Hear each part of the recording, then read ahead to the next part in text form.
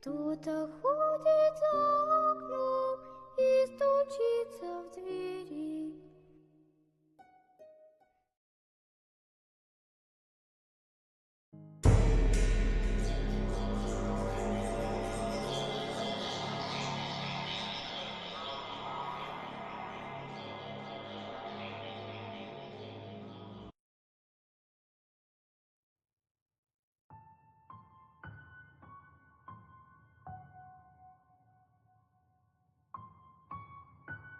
Essa história aconteceu com uma pessoa muito amiga minha.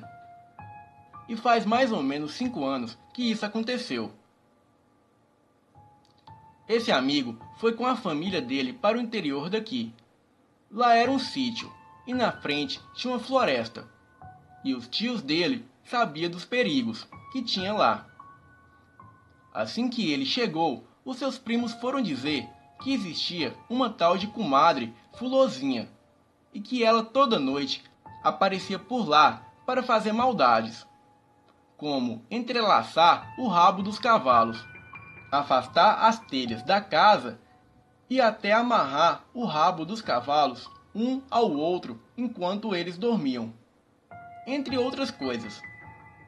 A avó dele acreditava na comadre Florzinha e tinha até um pouco de medo de quando ela fosse lá na casa tentar fazer alguma coisa com o pessoal. E por isso, toda noite ela colocava mingau para a comadre Florzinha. Certa noite, os primos do meu amigo decidiram aproveitar que o meu amigo estava lá e colocaram pimenta no mingau dela. No meio da noite, a comadre Florzinha bateu muito nele. Porém, ninguém ouviu nada. No outro dia, os tios encontraram ele no meio do sítio, desmaiado, e todo surrado, com marcas de chicote por todo o seu corpo. Ele disse que nunca mais vai esquecer daquela cena, que o primo dele estava lá, jogado no chão, todo machucado e arranhado, e sangrava muito. Na hora que os tios viram isso, ficaram tão desesperados que nem avisaram nada a ninguém. Foram logo embora para o hospital, com a roupa de dormir mesmo. E ele conta que até hoje ele se assombra quando chega perto de alguma floresta, ou algo do tipo. E também, quando ele estava indo embora de lá, a avó dele deu um colar com uma cruz de madeira e disse que aquilo espantaria qualquer coisa ruim de perto dele. E até hoje ele usa esse colar.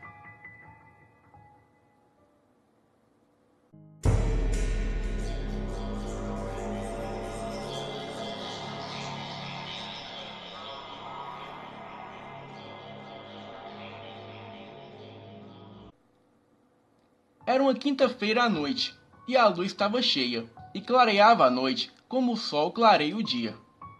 Eu estava de férias no sítio do meu avô, e tínhamos acabado de jantar. Então, de repente, os cachorros começaram a latir incessantemente. O meu avô tem umas vacas leiteiras, que são bem caras, e ele, temendo que alguém pudesse estar tentando roubar as suas vacas, ele pegou uma espingarda que ele tem guardada e me chamou para verificarmos. Então nós saímos, seguindo os latidos dos cachorros. E quando nós chegamos lá, ao longe nós vimos uma criatura negra e grande.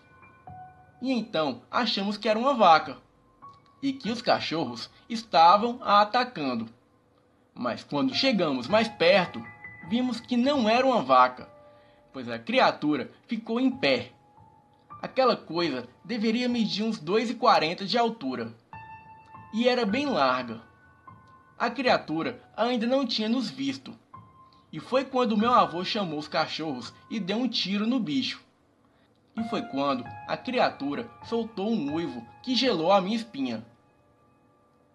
Eu sou um cara que sai à noite na floresta. Eu não tenho medo de qualquer coisa. Mas aquilo foi aterrorizante. Logo após a criatura dar aquele uivo estrondoso, aquilo nos encarou com aqueles olhos vermelhos como se fossem brasa. Ficou ali, O meu avô recarregou a espingarda e apontou novamente para aquela coisa. Mas logo em seguida, aquela coisa entrou mato adentro e desapareceu. O meu avô ainda atirou em direção à coisa, mas foi somente para assustá-lo. Voltamos rapidamente para casa e não falamos mais sobre aquilo. No outro dia, eu perguntei ao meu avô o que era aquilo, e ele falou que aquilo era um lobisomem.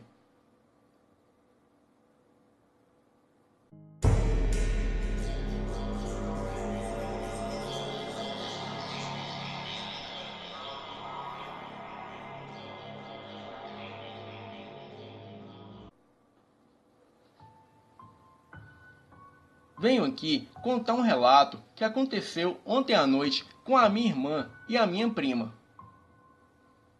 No Natal do ano passado, recebi de presente a boneca Rosinha, da marca Concentra. Essa boneca vem com um chapéu, um colete e uma saia. E quando se segura nas suas mãos, ela começa a cantar uma música. A música diz: Eu sou a Rosinha, a tua amiguinha. Vamos dar as mãos e cantar uma canção. Só que a boneca veio com defeito, e não canta e nem fala nada. Hoje, pouco antes de ter chegado à casa da minha tia, a minha irmã começou a contar que a boneca começou a cantar durante a noite. Quando ouvi isso, fiquei desconfiada que fosse imaginação. Aí fui para o quarto dessa minha prima e fui ver se era verdade o que me dissera. Mas a boneca continuava ali, imóvel, e não cantava nada. Em seguida, fui para a cozinha, onde estava a minha irmã e as minhas tias, e comecei a dizer: Então, a boneca canta, não é? Até fui com a boneca à frente deles. Apertei a mão dela e ela continuava sem cantar. Então voltei para o meu quarto e joguei a boneca em cima da cama, pois eu não havia acreditado na minha irmã. E assim que fui em direção da porta para sair do quarto, a boneca se levantou da cama, saiu correndo pelo chão do quarto, subiu na cômoda e ficou lá sentada, que era o local onde ela estava. Saí correndo e gritando pela casa. Naquela mesma noite, a minha tia pegou a boneca e tacou fogo. Logo depois que a minha tia tacou fogo na boneca, ela chegou com uma cara de assustada.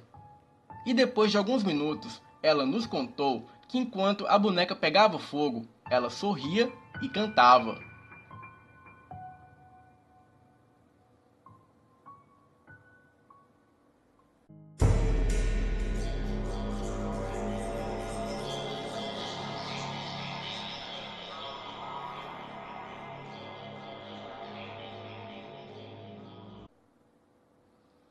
Bom, eu não sei se isso foi um mero sonho ou um aviso de algo ruim, mas desde que acordei eu não consegui parar de pensar nisso. Realmente, eu espero que não se trate de algum tipo de premonição, mas como a minha vida tem andado, estou acreditando em quase tudo agora.